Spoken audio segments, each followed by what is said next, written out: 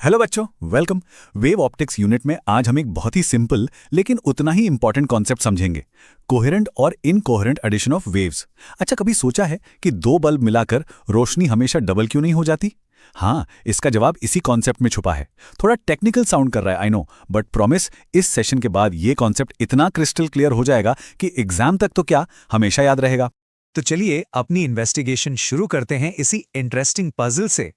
सोचिए जरा, एक कमरे में 100 वाट का बल्ब जल रहा है।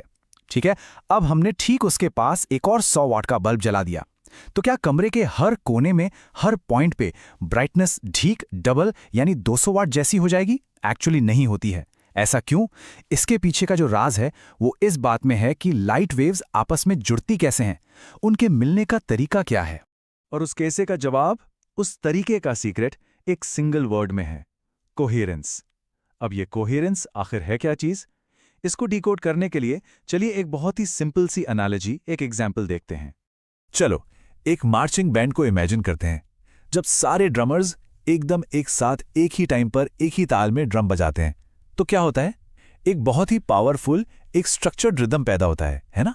हम कहते हैं कि वो सब इन स्टेप हैं। फिजिक्स की लैंग्वेज में इसी को कोहेरेंट होना कहते हैं। पर अब सोचो, अगर हर ड्रमर अपनी मर्जी से अलग अलग टाइम पर बिना किसी तालमेल के ड्रम बजाने लगे तो क्या होगा? बस एक अजीब सा शोर होगा, एक केओटिक नॉइज, कोई पैटर्न नहीं होगा। यही है इनकोहेरेंट। लाइट वेव्स बिल्कुल ऐसे ही बिहेव करती हैं। ठीक है, एनालॉजी से कॉन्सेप्ट का फील तो आ गया। अब चलो इसकी प्रॉपर फिजिक्स और फॉर्मूलाज को देखते हैं, क्योंकि एग्जाम्स के लिए तो यही सबसे जरूरी है। देखो, सारा का सारा खेल इस एक चीज का है, फेज डिफरेंस, जिसे हम ग्रीक लेटर डेल्टा यानी डेल्टा से दिखाते हैं।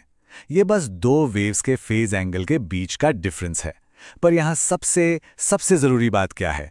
ध्यान से सुनिए। अगर ये फेज डिफरेंस टाइम के साथ कांस्टेंट रहता है, मतलब बदलता नहीं है, तो वेव्स कोहेरेंट हैं। और अगर ये फेज डिफरेंस हर पल रैंडमली बदल रहा है तो वेव्स इनकोहेरेंट हैं। सिंपल। अब इस टेबल में दोनों को आमने सामने देखिए, पिक्चर बिल्कुल क्लियर हो जाएगी। कोहेरेंट एडिशन में क्योंकि फेज डिफरेंस कांस्टेंट है, जो रिजल्टेंट इंटेंसिटी है वो उस फेज डिफरेंस पे डिपेंड करती है। उसका फॉर्मूला है 4I0 cos square delta by 2। इसीलिए तो हमें एक इंटरफेरेंस पैटर्न मिलता है, कहीं रोशनी ज्यादा कहीं कम।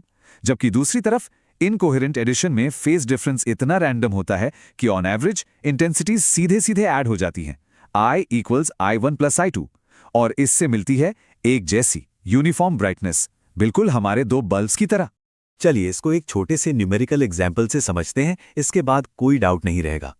हमारे पास दो लाइट वेव्स हैं, ठीक है? दोनों का एम्पलीट्यूड बिल्कुल सेम है, मान लो E0।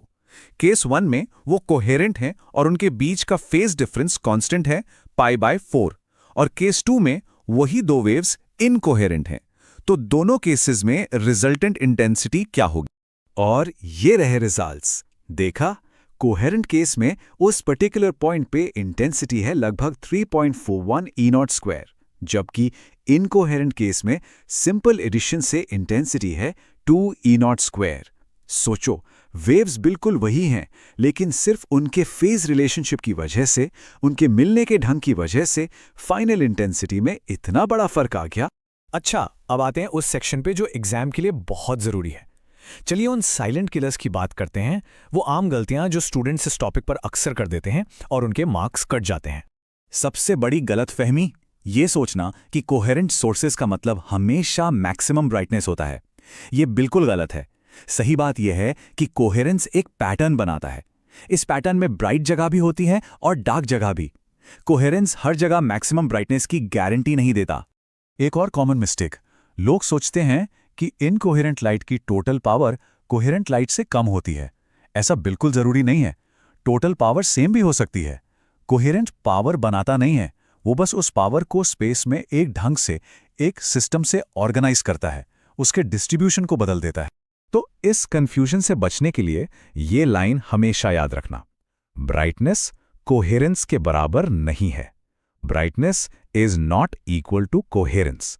एक बहुत तेज रोशनी वाला बल्ब इनकोहेरेंट होता है, जबकि एक हल्की सी डिम सी लेजर लाइट भी कोहेरेंट होती है।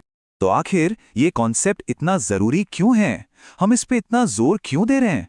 चलिए देखते हैं कि ये इस चैप्टर के बाकी हिस्सों से कैसे जुड़ता है। कोहेरेंस को समझना वेव ऑप्टिक्स का फाउंडेशन है। ये इंटरफेरेंस के लिए पहली और सबसे जरूरी शर्त है। इसके बिना आप इंटरफेरेंस को समझ ही नहीं सकते। यही कॉन्सेप्ट आगे जाकर समझाता है कि डिफ्रैक्शन पैटर्न्स कैसे बनते हैं, और जो मॉडर्न टेक्नोलॉजीज हैं जैसे कि लेजर्स और होलोग्राफी, वो तो पूरी तरह इसी प्रिंसिपल पर काम करती हैं। तो चलिए एग्जाम से आखिरी दिन पहले क्विक रिवीजन के लिए सारे की पॉइंट्स को समराइज कर लेते हैं। पॉइंट नंबर 1, कोहेरेंट वेव्स का फेज डिफरेंस हमेशा कांस्टेंट होता है। पॉइंट नंबर 2, इनकोहेरेंट वेव्स का फेज डिफरेंस रैंडम होता है। पॉइंट नंबर 3, कोहेरेंट एडिशन से इंटरफेरेंस पैटर्न्स बनते हैं जहां इंटेंसिटी वैरी करती है। और पॉइंट नंबर 4, इनकोहेरेंट एडिशन से यूनिफॉर्म ब्राइटनेस मिलती है जहां इंटेंसिटी सीधे ऐड हो जाती है। बस ये 4 बातें ध्यान में रखिए और ये टॉपिक हमेशा के लिए आपका हो जाएगा। All the best.